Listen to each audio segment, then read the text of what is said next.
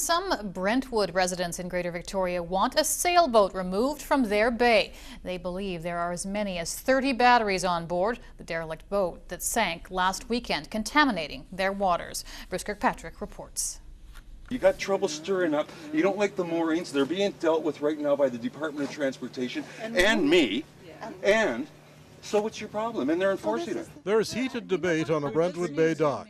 No, because I've listened to you people long enough. Wait a minute. Who is you people? The Friends of Saanich, all the locals who don't like the boats parked out here. I've had phone me up here and say, you can't put another mooring in. Stop what you're doing while I'm out here installing it. This is evidence of tension and hot feelings surrounding boats in Brentwood Bay.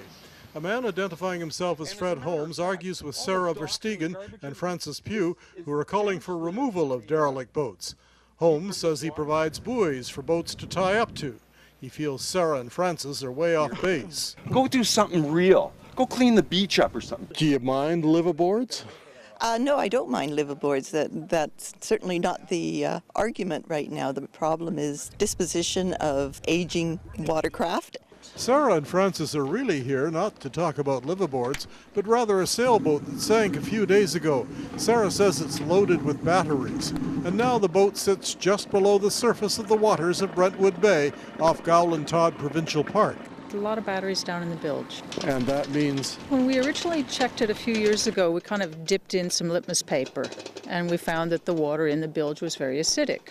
So that means that when the boat sinks, you're releasing a lot of acidic water, and batteries also have a lot of lead. There have been complaints for years about derelicts cluttering the entrance of Todd Inlet and Brentwood Bay. The head of the Saanich Inlet Protection Society says things are a bit better now. Some boats and derelicts have been removed, but some derelicts remain because, Francis Pugh says, our maritime regulations are so loose. There are eel grass beds here vulnerable to pollution, and battery acid from a sunken sailboat could kill them fast.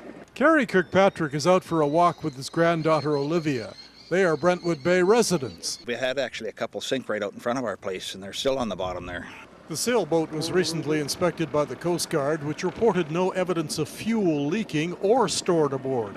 A Coast Guard spokesman told Czech News, "We do not check for leaking battery acid. It is out of our jurisdiction."